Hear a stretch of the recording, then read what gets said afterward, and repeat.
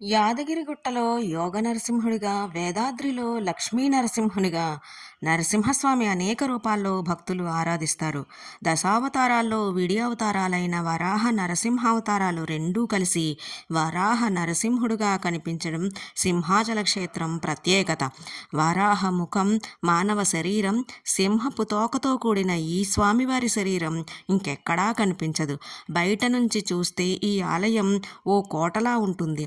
సింహాచల దేవాలయం మిగిలిన అన్ని దేవాలయాలు ఉన్నట్లు తూర్పు ముఖంగా కాకుండా పడమర వైపు ముఖద్వారం ఉంటుంది. సాధారణంగా తూర్పున ముఖద్వారం ఐశ్వర్యాన్ని ప్రసాదిస్తే పడమర ముఖద్వారం విజయాన్ని వసుకుతుందని నమ్మకం.